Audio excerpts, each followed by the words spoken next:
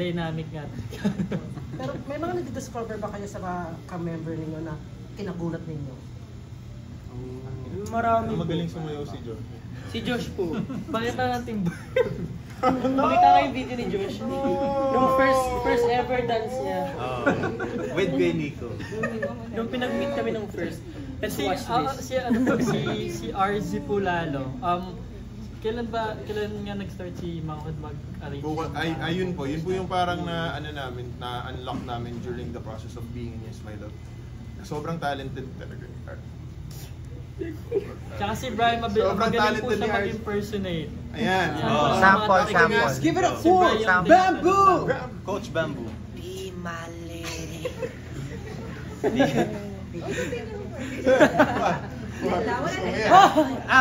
Michael Jackson. Michael Jackson, let's give it up. Another day is gone. I'm still alone. Galing. Si Nico. Gusto niyo po si Nico? Kaya niya impersonate si Nico. Microphone. Yusin mo.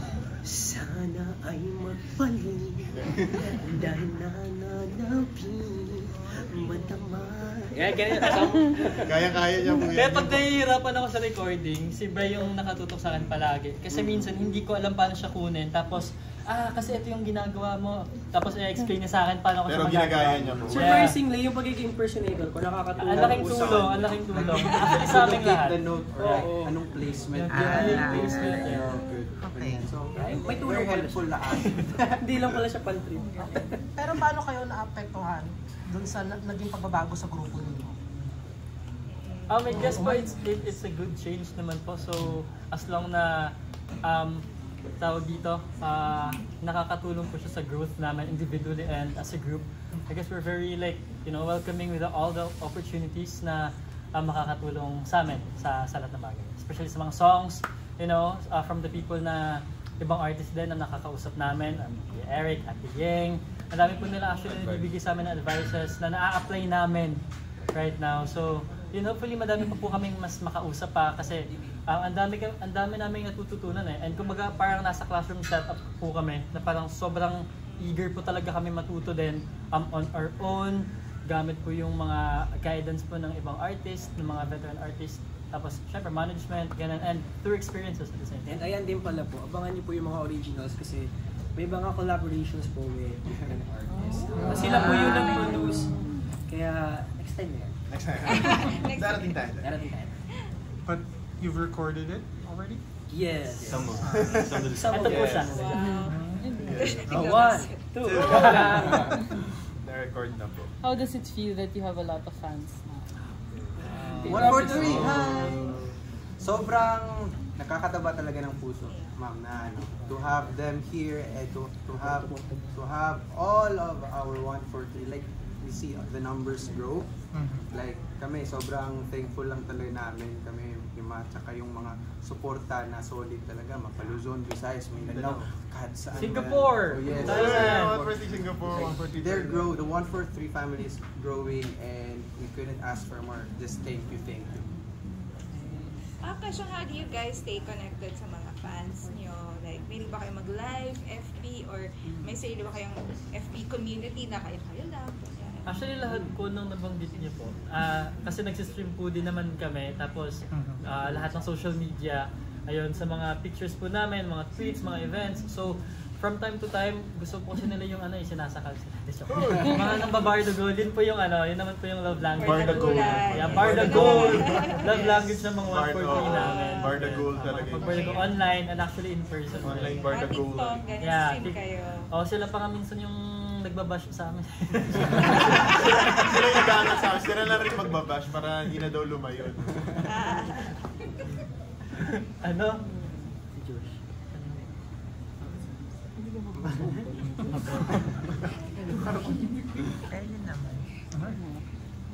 Meron ba kayong isang kanta na inaawit nyo sana makuha nyo rin o magawa nyo ng version? Isang OPM cast. Well, ito po, feeling namin after siguro ng You, Me, and Love, malay nyo po, gumawa po kami ng isang tunog or isang sound na that could possibly sound like yung parang ano po, parang yung mga boy group rin po na mga band hits rin po. Who knows, maybe after po this era of Yes My Love, gugulatin ulit namin kayo with another sound.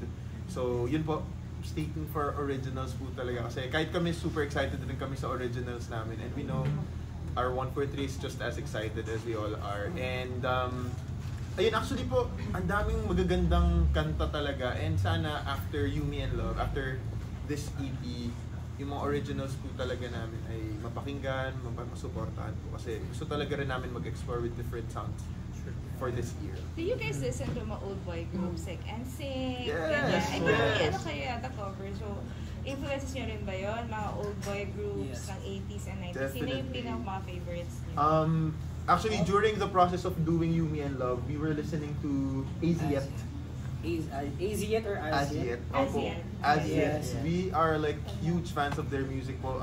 Our entire EP is heavily influenced with their harmonies, with how they sing. Of course, Boyz II Men will always be one of our favorites. Pero surprisingly, we also love OPM bands like Eraserheads. We listen to them as a group also. Kasi parang iba-iba po kasi yung influence namin musically as an individual, pero as a group, I think yun po yung naging biggest change na namin, na compartmentalize na namin yung individuality namin and our identity as a group. So alam namin na pang Yes My Love to.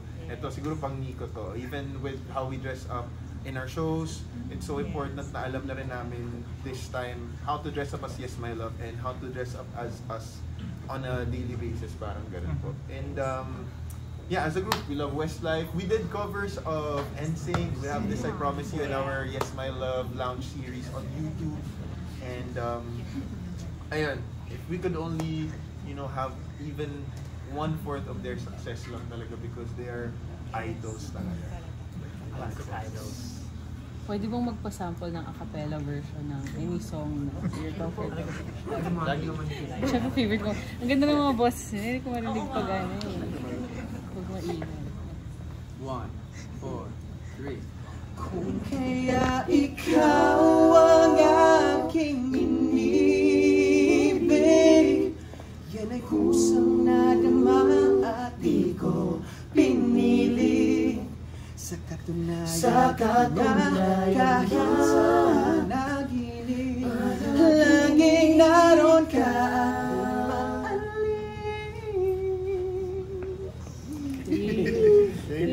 Thank you so much.